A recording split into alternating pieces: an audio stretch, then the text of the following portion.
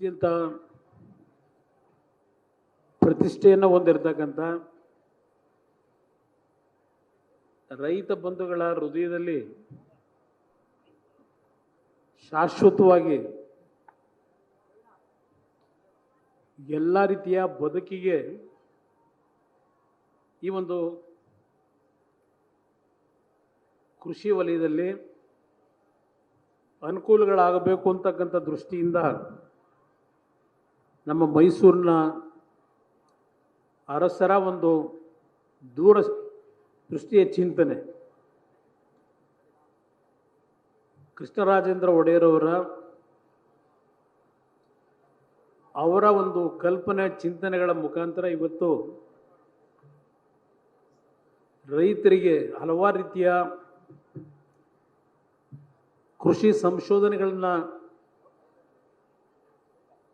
ಮಾಡ್ತಕ್ಕಂಥ ಒಂದು ಸಂಸ್ಥೆಯಲ್ಲಿ ಇತ್ತೀಚೆಗೆ ಈಗಿನ ಸರ್ಕಾರದಲ್ಲಿ ಕೃಷಿ ವಿಜ್ಞಾನದ ವಿಶ್ವವಿದ್ಯಾನಿಲಯವನ್ನು ಮಂಡ್ಯದಲ್ಲಿ ತರಬೇಕು ಅಂತಕ್ಕಂಥ ದೃಷ್ಟಿಯಿಂದ ಕೃಷಿ ವಿಜ್ಞಾನಗಳ ವಿಶ್ವವಿದ್ಯಾನಿಲಯವನ್ನು ಸ್ಥಾಪನೆ ಮಾಡತಕ್ಕಂಥ ತೀರ್ಮಾನ ಮಾಡಿದ್ದಾರೆ. ಅದರ ಹಿನ್ನೆಲೆಯಲ್ಲಿ 5ನೇ ತಾರೀಕಿನಿಂದ ಈ ಒಂದು ಕೃಷಿ ಮೇಳ ಅತ್ಯಂತ ಯಶಸ್ವಿಯಾಗಿ ಈ ಭಾಗದ ಪ್ರತಿ ಗ್ರಾಮಗಳಿಗೆ ಒಂದು ಜ್ಞಾನವನ್ನು ಮೂಡಿಸ್ತಕ್ಕಂಥ ನಿಟ್ಟಿನಲ್ಲಿ ಈ ಒಂದು ಮೇಳದ ಉದ್ದೇಶವನ್ನು ಇಟ್ಟುಕೊಂಡಿದ್ದಾರೆ. ಇವತ್ತಿನ ಕೃಷಿ ಮೇಳದ ಕಾರ್ಯಕ್ರಮದಲ್ಲಿ ದಿವ್ಯ ಸಾನ್ನಿಧ್ಯವನ್ನು ನಿರ್ವಹಿಸಿರ್ತಕ್ಕಂಥ ಪರಮ ಪೂಜ್ಯ ಚುಂಚನಗಿರಿ ಮಹಾಕ್ಷೇತ್ರದ ಸ್ವಾಮೀಜಿಯವರು ಡಾಕ್ಟರ್ ನಿರ್ಮಲಾನಂದನಾಥ ಸ್ವಾಮೀಜಿಯವರ ದಿವ್ಯ ಸಾನ್ನಿಧ್ಯದಲ್ಲಿ ಈ ಕಾರ್ಯಕ್ರಮದಲ್ಲಿ ನಾವೆಲ್ಲ ಏನು ಭಾಗವಹಿಸಿದ್ದೇವೆ. ಈ ಕಾರ್ಯಕ್ರಮದ ವೇದಿಕೆಯ ಮೇಲೆ ನಿಮ್ಮೆಲ್ಲರನ್ನು ಉದ್ದೇಶಿಸಿ ಆಸೀನರಾಗಿರತಕ್ಕಂಥ ಪುಟ್ಟರಾಜು ಅವರು ಮಾತನಾಡಿದ್ದಾರೆ. ಶಾಸಕರು ಮೋದಿಯವರು ಮಾತನಾಡಿದ್ದಾರೆ. ನಮ್ಮ ಹಿರಿಯರಾಗಿರ್ತಕ್ಕಂಥ ಮಾಜಿ ಶಾಸಕರು ಶಿವಕುಮಾರ್ ಅವರು ಈ ಸಭೆಯಲ್ಲಿ ಭಾಗವಹಿಸಿದ್ದಾರೆ. ವಿಧಾನ ಪರಿಷತ್ತಿನ ಸದಸ್ಯರಾಗಿರ್ತಕ್ಕಂಥ ವಿವೇಕಾನಂದ ಅವರಿದ್ದಾರೆ. ಮತ್ತು ಈ ಕಾರ್ಯಕ್ರಮದ ವಿಶೇಷಾಧಿಕಾರಿಗಳಾಗಿರ್ತಕ್ಕಂಥ ಕೃಷಿ ವಿಜ್ಞಾನಗಳ ವಿಶ್ವವಿದ್ಯಾನಿಲಯದ ಡಾಕ್ಟರ್ ಕೆ ಮರಿಣ್ ಕುಮಾರ್ ಅವರು, ಸಂಶೋಧನಾ ನಿರ್ದೇಶಕರಾಗಿರ್ತಕ್ಕಂಥ ಡಾಕ್ಟರ್ GM ದೇವಗಿರಿ, ವಿಸ್ತರಣಾ ನಿರ್ದೇಶಕರು ರಾಮಚಂದ್ರ ಅವರು ಹಾಗೂ ಕೃಷಿ ವಿಶ್ವವಿದ್ಯಾನಿಲಯದ ಹಲವಾರು ಪ್ರಮುಖರು ಈ ವೇದಿಕೆ ಮೇಲಿದ್ದಾರೆ. ಮತ್ತು ಈ ಕಾರ್ಯಕ್ರಮದಲ್ಲಿ ಮಂಡ್ಯ ಜಿಲ್ಲೆಯ ನಾನಾ ಭಾಗಗಳಿಂದ ಬಂದಿರತಕ್ಕಂಥ ನನ್ನ ಹಿರಿಯರು, ತಾಯಂದಿರು,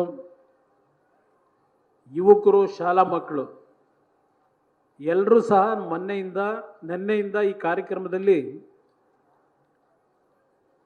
ಭಾಗವಹಿಸ್ತಕ್ಕಂಥದ್ರ ಮುಖಾಂತರ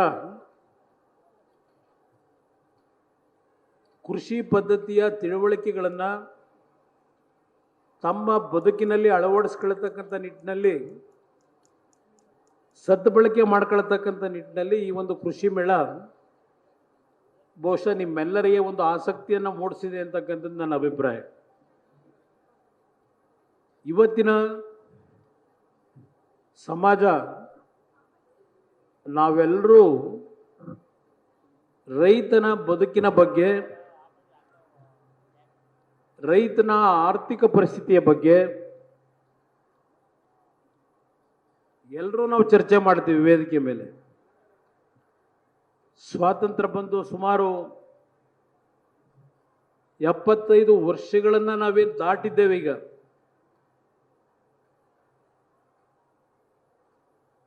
ನಮ್ಮ ರೈತರು ಬೇರೆ ಉದ್ಯಮಗಳನ್ನು ಮಾಡೋರಿಗಿಂತ ಅವರ ಪರಿಸ್ಥಿತಿಗಳು, ಅವರ ಬದುಕನ್ನು ಸರಿಪಡಿಸ್ತಕ್ಕಂಥ ನಿಟ್ಟಿನಲ್ಲಿ ಸದೃಢವಾಗಿ ಬೆಳೆದಿದ್ದಾರ. ನಾವು ಮಾಧ್ಯಮಗಳಲ್ಲಿ, ಟಿವಿಗಳಲ್ಲಿ ಕೆಲವು ಕಾರ್ಯಕ್ರಮಗಳನ್ನು ನೋಡ್ತೇವೆ. ಆ ಕಾರ್ಯಕ್ರಮಗಳಲ್ಲಿ ಕೆಲವು ರೈತರು 1 ಎಕರೆ 2 ಎಕರೆ ಭೂಮಿನಲ್ಲಿ ವರ್ಷಕ್ಕೆ 10 ಲಕ್ಷ 15 ಲಕ್ಷ ಸಂಪಾದನೆ ಮಾಡ್ತಾ ಇದ್ದಾರೆ. ಆ ಒಂದು 1 ಎಕರೆ 2 ಎಕರೆ ಭೂಮಿನಲ್ಲಿ ವಿವಿಧ ರೀತಿಯ ಕೃಷಿ ಪದ್ಧತಿಗಳನ್ನು ಅಳವಡಿಸ್ಕೊಳ್ತಕ್ಕಂಥದ್ರ ಮುಖಾಂತರ ಕೃಷಿ ಲಾಭದಾಯಕವಾಗಿದೆ ಅಂತಕ್ಕಂಥ ಒಂದು ಪ್ರೋತ್ಸಾಹವನ್ನು ನೀಡತಕ್ಕಂಥ ಕಾರ್ಯಕ್ರಮಗಳನ್ನು ನಾವು ಕಾಣ್ತಾ ಇದ್ದೇವೆ. ಇತ್ತೀಚೆಗೆ ಕೇಂದ್ರ ಸರ್ಕಾರ ಮತ್ತು ರಾಜ್ಯ ಸರ್ಕಾರಗಳು ಹಲವಾರು ರೀತಿಯ ಯೋಜನೆಗಳನ್ನು ಕೃಷಿಕರ ಒಂದು ನಂಬಿಕೆಯನ್ನು ಉಳಿಸ್ಕೊಳ್ಳಿಕ್ಕೆ, ಕೃಷಿಕರಲ್ಲಿ ವಿಶ್ವಾಸ ಮೂಡಿಸಿ ಕೃಷಿಯಲ್ಲಿ ಆಸಕ್ತಿಯನ್ನು ಅವರಲ್ಲಿ ಕಾಣಬೇಕು ಅಂತಕ್ಕಂಥ ದೃಷ್ಟಿಯಿಂದ ಹಲವಾರು ಯೋಜನೆಗಳನ್ನು ಇವತ್ತು ಕೇಂದ್ರ ಮತ್ತು ರಾಜ್ಯ ಸರ್ಕಾರಗಳು ಮಾಡ್ತವೆ. ಆದರೆ ಆ ಯೋಜನೆಗಳಿಂದ ಶೇಕಡಾವಾರು ಎಷ್ಟು ರೈತ ಕುಟುಂಬಗಳ ಬದುಕಿಗೆ ಉಪಯೋಗಗಳಾಗ್ತಾ ಇದೆ ಅಂತಕ್ಕಂಥದ್ದು ಒಂದು ಪ್ರಶ್ನೆ. ಕೆಲವು ಕಾರ್ಯಕ್ರಮಗಳು ಅವರು ಪ್ರತಿ ವರ್ಷ ಬಜೆಟ್ಗಳಲ್ಲಿ ಹಂಚಿಕೆ ಮಾಡ್ತಕ್ಕಂಥದ್ದೇನಿದೆ ಕೃಷಿ ವಲಯಕ್ಕೆ, ಇವತ್ತು ಕೇಂದ್ರ ಸರ್ಕಾರ ಕೃಷಿ ವಲಯಕ್ಕೆ ಸುಮಾರು 1,32,000 ಕೋಟಿ ರೂಪಾಯಿಗಳ ಅನುದಾನವನ್ನು ಹಂಚಿಕೆ ಮಾಡಿದ್ದಾರೆ. ಪ್ರಧಾನಮಂತ್ರಿಗಳ ಹೆಸರಿನಲ್ಲಿ ಇಡೀ ರಾಷ್ಟ್ರದಾದ್ಯಂತ ಹಲವಾರು ಉಪಯುಕ್ತ ಆಗಬೇಕು ಅಂತಕ್ಕಂಥ ದೃಷ್ಟಿಯ ಯೋಜನೆಗಳನ್ನು ಜಾರಿಗೆ ತರಲಿಕ್ಕೆ ಪ್ರಯತ್ನ ಪಟ್ಟಿದ್ದಾರೆ. ಇವತ್ತು ನಾನು ಉದಾಹರಣೆಗೆ MSP ದರದ ಬಗ್ಗೆನೇ ಹೇಳೋದಾದರೆ, ಒಂದು ರೀತಿಯ ಜನರಲ್ಲಿ ಸಂಶಯಗಳಿದೆ ಅಂತಕ್ಕಂಥದ್ದು ನನ್ನ ಅಭಿಪ್ರಾಯ. ಇವತ್ತು ಉದಾಹರಣೆಗೆ ನಿಮ್ಮ ಮೆಕ್ಕೆಜೋಳದ ಬಗ್ಗೆನೇ ಕಳೆದ 1 ತಿಂಗಳಿಂದ ಇಡೀ ರಾಜ್ಯದಲ್ಲಿ ಹಲವಾರು ಭಾಗದಲ್ಲಿ ರೈತರು ಬೀದಿನಲ್ಲಿ ಪ್ರತಿಭಟನೆಗಳನ್ನು ಮಾಡ್ತಾ ಇದ್ದಾರೆ. ರಾಜ್ಯ ಸರ್ಕಾರ ಕಳೆದ ವಾರ ಕೆಲವು ಪಶು ಆಹಾರಗಳನ್ನು ಉತ್ಪಾದನೆ ಮಾಡತಕ್ಕಂಥ ಮಾಲೀಕರುಗಳನ್ನು ಕರೆದು ಹಾಗೂ KMFನಿಂದ ಒಂದು 50,000 kg ಮೆಕ್ಕೆಜೋಳವನ್ನು ಖರೀದಿ ಮಾಡಬೇಕು ಅಂತಕ್ಕಂಥ ಒಂದು ನಿರ್ದೇಶನ ಕೊಟ್ಟು ಕೈ ತೊಳ್ಕೊಂಡಿದ್ದಾರೆ. ಇವತ್ತು ಕೇಂದ್ರ ಸರ್ಕಾರ MSP ದರವನ್ನು 2,400 ಕೋಟಿ ಅಂತೇಳಿ ನಿಗದಿಯನ್ನು ಮಾಡಿದ್ದಾರೆ. ಇವತ್ತು ಮಾರುಕಟ್ಟೆಯಲ್ಲಿ 1,400 1,500 ರೂಪಾಯಿ ಮೇಲೆ ಖರೀದಿ ಮಾಡೋರಿಲ್ಲ. ಆದರೆ ಇವತ್ತು ರಾಜ್ಯ ಸರ್ಕಾರದ ಮುಖಾಂತರ ಖರೀದಿ ಕೇಂದ್ರಗಳನ್ನು ಮಾಡಿ ತೆರೆದು ಇವತ್ತು MSPಯ ದರದಲ್ಲಿ ನೀವು ಖರೀದಿ ಮಾಡಲಿಕ್ಕೆ ಪ್ರಾರಂಭ ಮಾಡಿದ್ರೆ ಎಷ್ಟು ಪ್ರಮಾಣದಲ್ಲಿ ನೀವು ಖರೀದಿ ಮಾಡ್ತೀರಿ, ಎಷ್ಟು ಹಣವನ್ನು ರಾಜ್ಯ ಸರ್ಕಾರದಿಂದ ನಾವು ಹೂಡಿಕೆ ಮಾಡ್ತೀವಿ, ಆ 1,500 ಕೋಟಿಯ 1,500 ರೂಪಾಯಿಗೆ ಮ್ಯಾಚಿಂಗ್ ಗ್ರಾಂಟನ್ನು ಕೇಂದ್ರ ಸರ್ಕಾರದ ಮುಂದೆ ಹೋದರೆ ಆ ಹಣವನ್ನು ಕೇಂದ್ರ ಸರ್ಕಾರ ಕೊಡಲೇಬೇಕು. ಇದು ಇರ್ತಕ್ಕಂಥದ್ದು. ನಾನು 2 ಬಾರಿ ಈ ರಾಜ್ಯದಲ್ಲಿ ಆಕಸ್ಮಿಕವಾಗಿ ಮುಖ್ಯಮಂತ್ರಿ ಆಗಿದ್ದೆ. ರಾಜ್ಯದ ಜನತೆ ಸಂಪೂರ್ಣವಾದ ಆಶೀರ್ವಾದ ನನಗೆ ಮಾಡಿ 5 ವರ್ಷ ಈ ರಾಜ್ಯವನ್ನು ಆಳು ಅಂತ ಹೇಳಿ ನನಗೆ ಅಧಿಕಾರ ಏನು ಕೊಟ್ಟಿರಲಿಲ್ಲ. ಬೇರೆ ಪಕ್ಷಗಳ ಅವರ ಒಂದು ಅವಶ್ಯಕತೆಗೋಸ್ಕರವಾಗಿ ನನ್ನ ಮೇಲೆ ಒತ್ತಡಗಳನ್ನು ಹಾಕಿ 2 ಬಾರಿ BJP ಪಕ್ಷದ ಜೊತೆ, 1 ಬಾರಿ ಕಾಂಗ್ರೆಸ್ ಜೊತೆ ಸರ್ಕಾರ ಮಾಡಿದ್ದೇವೆ. ನಾನು ನಿಮಗೆ ನೆನಪಿಸ್ಕೊಡ್ಲಿಕ್ಕೆ ಬಯಸ್ತೀನಿ, ನಾನು ಮುಖ್ಯಮಂತ್ರಿ ಆದಂಥ ಸಂದರ್ಭದಲ್ಲಿ ಯಾವುದಾದರೂ ಒಂದು ಭಾಗದಲ್ಲಿ ಈ ರಾಜ್ಯದಲ್ಲಿ ರೈತರು ನಾವು ಬೆಳೆದಂಥ ಬೆಳೆಗೆ ನಷ್ಟ ಆಗಿದೆ ಅಂತೇಳಿ ಬೀದಿನಲ್ಲಿ ಪ್ರತಿಭಟನೆ ಮಾಡಿದ್ದಂತೂ ನಾನಂತೂ ಕಂಡಿಲ್ಲ.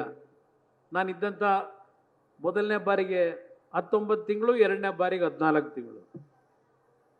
ಮೊದಲನೇ ಬಾರಿ ಮುಖ್ಯಮಂತ್ರಿ ಇದ್ದಾಗ ಹಲವಾರು ಭಾಗದಲ್ಲಿ ರೈತರು ಬೆಳೆ ಬೆಳೆದಿದ್ರು, ಕಬ್ಬಿನ ಬೆಳೆ. ಕಾರ್ಖಾನೆ ಮಾಲೀಕರು ಕೊಂಡ್ಕೊಂಡಿರಲಿಲ್ಲ, ಒಣಗಿ ನಿಂತಿತ್ತು ಹೊಲದಲ್ಲಿ.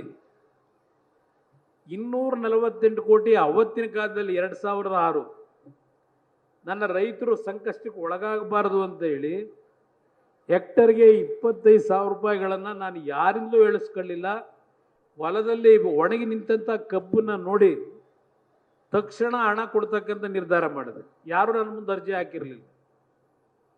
ಹಲವಾರು ಸಂದರ್ಭದಲ್ಲಿ ಟೊಮೊಟೊ ಬೆಳೆದವರು, ಮಾವಿನ ಬೆಳೆ ಬೆಳೆದವರು, ಈರುಳ್ಳಿ ಬೆಳೆ ಬೆಳೆದವರು, ಇದು ಈ ಭಾಗ ಅಂತ ನಾನೇನು ದೊಡ್ಡ ವ್ಯಾಮೋಹ ತೋರಿಸ್ಲಿಲ್ಲ. ಉತ್ತರ ಕರ್ನಾಟಕದ ರೈತರ ಪರವಾಗೂ ಈರುಳ್ಳಿ ಬೆಲೆಯ ಒಂದು ಸಮಸ್ಯೆ ಆದಾಗ ತಕ್ಷಣ ಅಣ್ಣಗೇರಿ ಒಂದು ಗ್ರಾಮದಲ್ಲಿದ್ದೆ 2006-7. ಅಲ್ಲಿಂದಲೇ ನಮ್ಮ ಅಧಿಕಾರಿಗಳಿಗೆ ಸೂಚನೆ ಕೊಟ್ಟು 500 ರೂಪಾಯಿನ ಬೆಂಬಲ ಬೆಲೆ ಕ್ವಿಂಟಾಲಿ ಕೊಡಿ ಅಂತೇಳಿ ಘೋಷಣೆ ಮಾಡಿದೆ. ವ್ಯತ್ಯಾಸಗಳು ಏನಿದೆ ಸರ್ಕಾರ ನಡೆಸಬೇಕಾದ್ರೆ ಅನ್ನೋದನ್ನ ತಾವು ದಯವಿಟ್ಟು ನನಗೆ ವಿಶೇಷವಾಗಿ ಈ ಒಂದು ಲೋಕಸಭೆಯಲ್ಲಿ ಏನೋ ಒಂದು ಕುಮಾರಣ್ಣ ನಮ್ಮ ಜಿಲ್ಲೆನಲ್ಲಿ ಲೋಕಸಭಾ ಸದಸ್ಯನಾದರೆ ನಮ್ಮ ಬದುಕನ್ನು ಸರಿಪಡಿಸ್ತೇನೆ ಅಂತ ಹೇಳಿ ಒಂದು ನಂಬಿಕೆ ಇಟ್ಟುಕೊಂಡು ನನಗೆ ಆಶೀರ್ವಾದ ಮಾಡಿದ್ದೀರಿ. ಅದನ್ನು ನಾನು ಎಂದೂ ಸಹ ಮರೆಯತಕ್ಕಂಥವನು ಅಲ್ಲ ಅನ್ನೋದನ್ನು ಈ ಸಂದರ್ಭದಲ್ಲಿ ಹೇಳ್ತಾ ಇದ್ದೇನೆ. ಇವತ್ತು ಕೃಷಿ ಇಲಾಖೆಯ ನಮ್ಮ ವಿಜ್ಞಾನಿಗಳಿಗೆ ಮನವಿ ಮಾಡ್ತಕ್ಕಂಥದ್ದು, ನಮ್ಮ ರೈತರಿಗೆ ಒಂದು 100-200 ರೂಪಾಯಿನ ಉಪಕರಣಗಳನ್ನು ಕೊಡ್ತಕ್ಕಂಥದ್ದು ನಾವು ಸರ್ಕಾರದಲ್ಲಿ ಕಾಣ್ತೇವೆ. ಮೊನ್ನೆ ನಾನು ಒರಿಸ್ಸಾಗೆ ಹೋಗಿದ್ದೆ. ಪ್ರಧಾನಮಂತ್ರಿಗಳ ಕಾರ್ಯಕ್ರಮ ಅದು ವರ್ಷದಲ್ಲಿ 6,000 ರೂಪಾಯಿಗಳನ್ನು 2,000 ರೂಪಾಯಿನ ರೀತಿಯಲ್ಲಿ 3 ಕಂತುಗಳಲ್ಲಿ ನಮ್ಮ ರೈತರಿಗೆ, ಇಡೀ ದೇಶದಲ್ಲಿ 9 ಕೋಟಿ ರೈತರುಗಳಿಗೆ ಹಣ ಕೊಟ್ಟಿದ್ದಾರೆ 6,000 ರೂಪಾಯಿನಾಗಿ. ಆ ಕಾರ್ಯಕ್ರಮದಲ್ಲಿ ಭಾಗವಹಿಸಲಿಕ್ಕೆ ಒರಿಸ್ಸಾದ ಭುವನೇಶ್ವರಕ್ಕೆ ನಾನೇನು ಹೋಗಿದ್ದೆ. ಅಲ್ಲಿ ಒಂದು 100 ಹೆಣ್ಣು ಮಕ್ಕಳು ಕೂರಿಸಿದ್ರು. ಎಲ್ಲ ನಮ್ಮ ಟ್ರೈಬಲ್ನ ಒಂದು ಕಾಡಿನಲ್ಲಿ ಬದುಕ್ತಕ್ಕಂಥವ್ರು. ಅವರಿಗೆ ಒಂದು ಬ್ಯಾಗನ್ನು ಕೊಡ್ತಾರೆ. ಆ ಬ್ಯಾಗಲ್ಲಿ ಏನಿದೆ ಅಂತ ನೋಡಿದ್ರೆ ಒಂದು ಗ್ರಾಸ್ನ ಕೆರೆಯತಕ್ಕಂಥ ಒಂದು ಸಣ್ಣ ಉಪಕರಣ.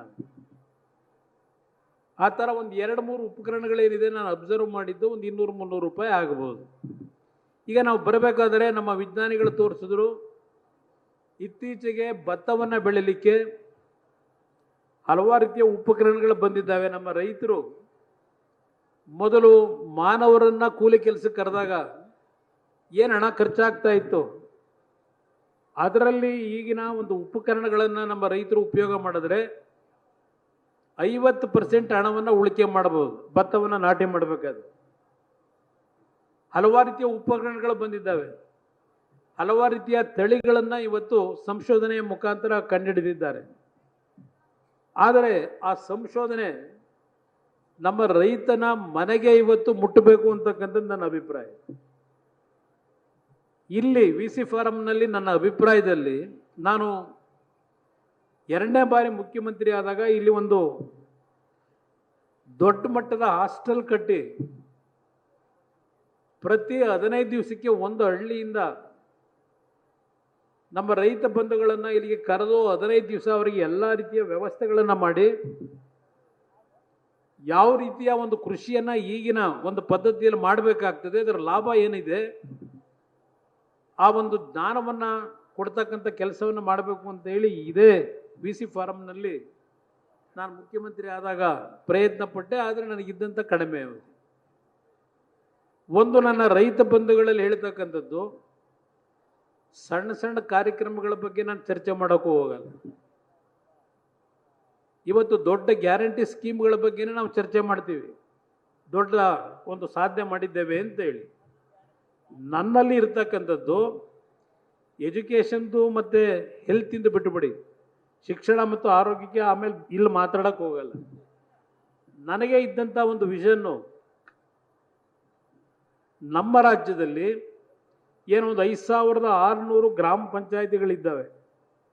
ಈ 5,000 ಗ್ರಾಮ ಪಂಚಾಯಿತಿಯಲ್ಲಿ ಸುಮಾರು 25,000 ಕೋಟಿ ರೂಪಾಯಿಗಳ ವೆಚ್ಚದಲ್ಲಿ ಪ್ರತಿ ಗ್ರಾಮ ಪಂಚಾಯಿತಿಯ ಕೇಂದ್ರದಲ್ಲಿ ರೈತನ ಒಂದು ಶಕ್ತಿಯನ್ನು ತುಂಬಲಿಕ್ಕೆ, ಆರ್ಥಿಕವಾಗಿ ಬೆಳೀತಕ್ಕಂಥ ಬೆಳೆಗೆ ರಕ್ಷಣೆ ಕೊಡಲಿಕ್ಕೆ ಗೋಡನ್ಗಳು, ಕೋಲ್ಡ್ ಸ್ಟೋರೇಜ್ಗಳು ಮತ್ತು ರೈತನಿಗೆ ಆ ವರ್ಷ ಎಷ್ಟು ಪ್ರಮಾಣದ ಮಳೆ ಬರಬಹುದು, ಎಷ್ಟು ಪ್ರಮಾಣದಲ್ಲಿ ನಮ್ಮ ಜಲಾಶಯಗಳಲ್ಲಿ ನೀರು ತುಂಬಬಹುದು, ನೀವು ಬೆಳೆದಂಥ ಬೆಳೆ ಮಾರ್ಕೆಟ್ನಲ್ಲಿ ಬೆಲೆ ಕಡಿಮೆ ಇದ್ದರೆ ನಿಮ್ಮ ಪಂಚಾಯಿತಿ ಹೆಡ್ ಕ್ವಾರ್ಟರ್ಸ್ನಲ್ಲಿ ನಾವು ಕಟ್ತಕ್ಕಂಥ ಆ ಒಂದು ಗೋಡನ್ಗಳು, ಕೋಲ್ಡ್ ಸ್ಟೋರೇಜ್ನಲ್ಲಿ ತರಕಾರಿ ಬೆಳೆಗಳಿದ್ದರೆ ಕೋಲ್ಡ್ ಸ್ಟೋರೇಜ್ನಲ್ಲಿ ಇಟ್ಕೊಳ್ತಕ್ಕಂಥದ್ದು, ನಮ್ಮ ದ್ವಿದಳ ಧಾನ್ಯಗಳಿದ್ದರೆ ಗೋಡನ್ಗಳಲ್ಲಿ ಇಟ್ಕೊಳ್ತಕ್ಕಂಥದ್ದು.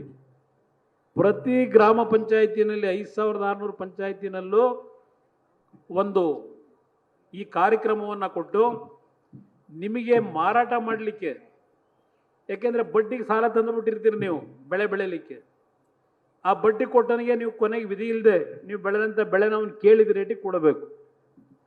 ಆ ರೀತಿ ಆಗಬಾರದು ಅಂತ ಹೇಳಿ ನೀವು ಏನು ಬೆಳೆಯನ್ನು ಬೆಳೆದಿರ್ತಕ್ಕಂಥ ಪ್ರಮಾಣಕ್ಕೆ 75% ಅಡ್ವಾನ್ಸು ನಮ್ಮ ಸರ್ಕಾರದಿಂದಲೇ ಆ ಬೆಳೆದಂಥ ರೈತನಿಗೆ ಮೊದಲೇ ಕೊಡಬೇಕು. ನಾವು ಅವನು ಬೆಲೆ ಬಂದಾಗ ಮಾರ್ಕೆಟಲ್ಲಿ ಏನು ಮಾರಾಟ ಮಾಡ್ತಾನೆ, ಆ 75% ಏನು ಕೊಟ್ಟಿರ್ತೀವಿ ಅದನ್ನು ಸರ್ಕಾರಕ್ಕೆ ಕಟ್ಟಿದರಾಯ್ತು. ಈ ಮಧ್ಯವರ್ತಿಗಳ ಹಾವಳಿ ತಪ್ಪುತ್ತದೆ. ನೀವು ಯಾವುದೇ MSPಯ ಒಂದು ದರದಲ್ಲಿ ಖರೀದಿ ಕೇಂದ್ರಗಳಿದೆಯಲ್ಲ, ನಿಮಗೆಲ್ಲ ಅನುಭವ ಇರ್ತದೆ ರೈತರುಗಳಿಗೆ. ಆ ಖರೀದಿ ಕೇಂದ್ರಕ್ಕೆ ನಮ್ಮ ರೈತರು ನೇರವಾಗಿ ಬೆಳೆದಂಥ ಬೆಳೆ ತಗೊಂಡು ಹೋಗೋದಕ್ಕಿಂತ ಮಧ್ಯವರ್ತಿ ಯಾರೋ ನಿಮ್ಮ ಹತ್ರ ಬಡ್ಡಿ ಕೊಟ್ಟು ನಿಮ್ಮನ್ನು ಕಷ್ಟಕ್ಕೆ ಸಿಕ್ಕಿಸಿರ್ತಾನಲ್ಲ, ಅವನ ಒತ್ತಡಕ್ಕೆ ಅವನಿಗೆ ಕೊಟ್ಟು ಬಿಡ್ತೀರಿ, ಅವನು ಹೋಗಿ ಮಾರಾಟ ಮಾಡಿ ಅವನು ದುಡ್ಡು ತಗೋತಾನೆ. ಬಹುಶಃ ಇರ್ತಕ್ಕಂಥದ್ದು ಇದು ವಾತಾವರಣ. ಆಮೇಲೆ ಸರ್ಕಾರದಲ್ಲಿ ಈ ಒಂದು ಹವಾಗುಣದ ಎಫೆಕ್ಟ್ನಲ್ಲಿ ಎಂಥದ್ದು ನೀವು ಖರೀದಿ ಮಾಡಬೇಕಾದ್ರೆ ನೀವು ಬೆಳಿತೀರಿ.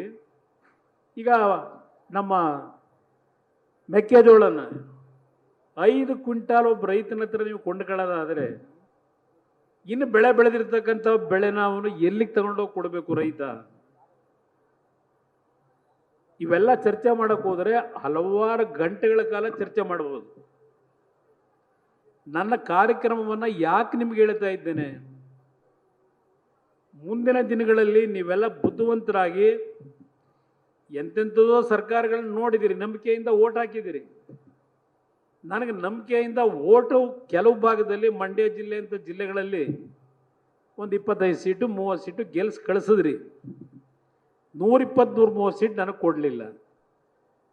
ಆದರೆ ನಾನು ಯಾವ ರೀತಿ 2 ಅವಧಿನಲ್ಲಿ ಕೆಲಸ ಮಾಡಿದ್ದೇನೆ, 25,000 ಕೋಟಿ ರೈತರ ಸಾಲ ಮನ್ನಾ ಮಾಡಿದೆ.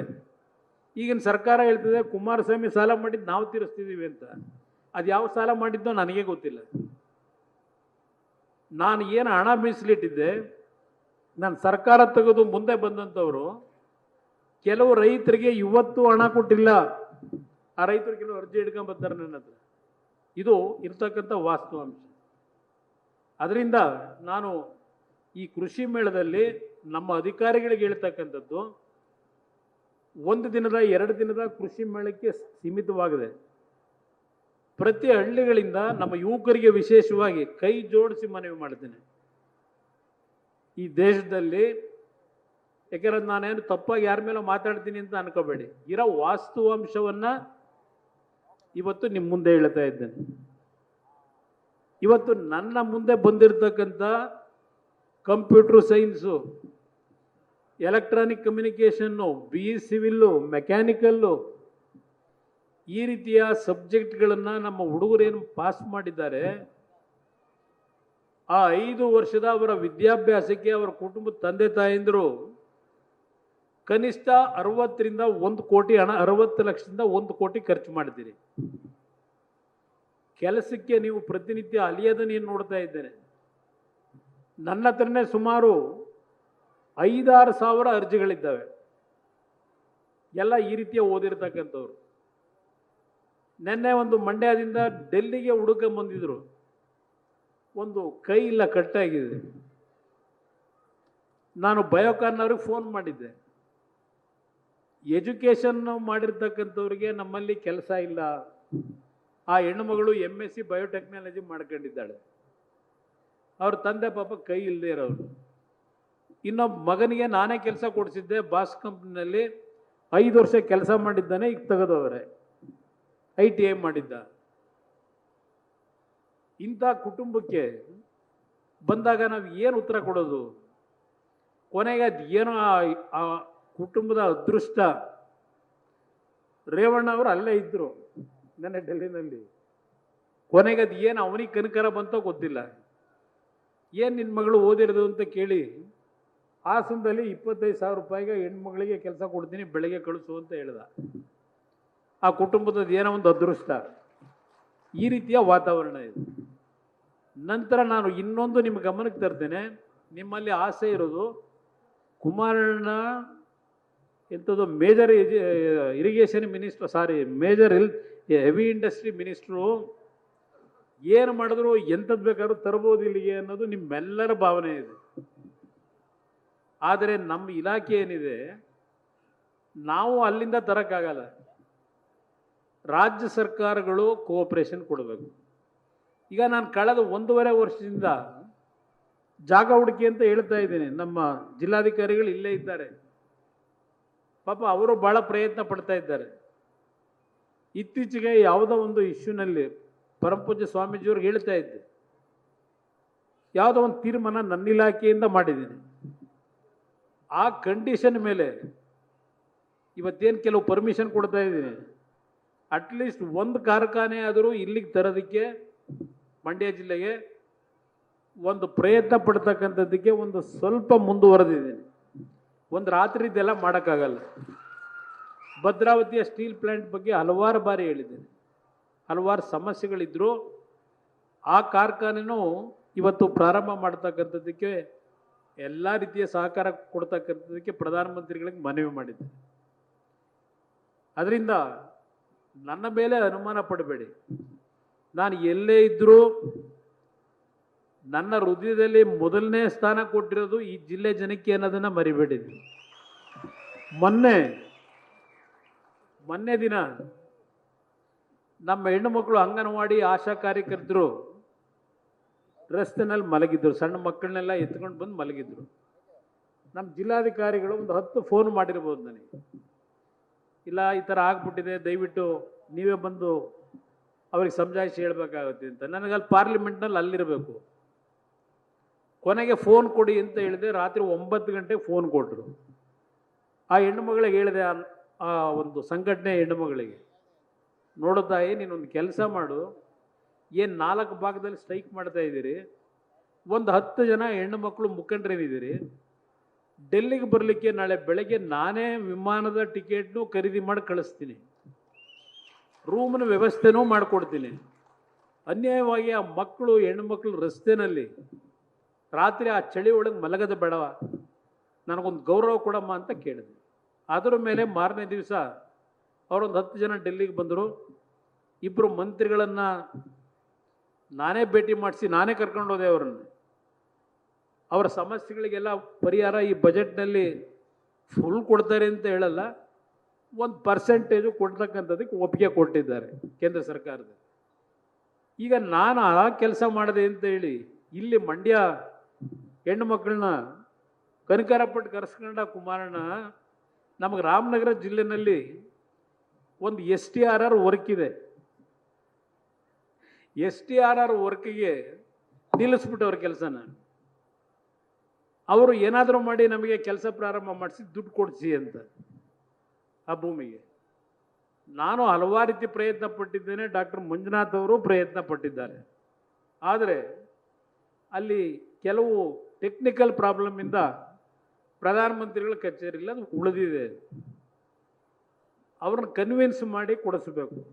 ಇಲ್ಲಿ ನಾನು ನೆನ್ನೆ ಹೆಣ್ಮಕ್ಳನ್ನ ಕರೆಸಿದ್ದೆ ಅಂತ ಹೇಳಿ ನೋಡಿ, ಮಂಡ್ಯ ಜಿಲ್ಲೆಯವರಾಗಿದ್ದಕ್ಕೆ ಕುಮಾರಣ್ಣ ಅವರು ಅಷ್ಟೊಂದು ಮುತುವರ್ಜಿ ವಹಿಸಿ ಆ ಹೆಣ್ಣು ಮಕ್ಕಳಿಗೆ ಏರ್ ಟಿಕೆಟ್ ಎಲ್ಲ ಕೊಡಿಸಿ ವಾಸಕ್ಕಲ್ಲಿಗೆ ಕರ್ನಾಟಕ ಭವನಿಗೆ ಕೇಳಿ ಎಲ್ಲ ವ್ಯವಸ್ಥೆ ಮಾಡ್ತಾರೆ ಮಂಡ್ಯದವ್ರಿಗೆ.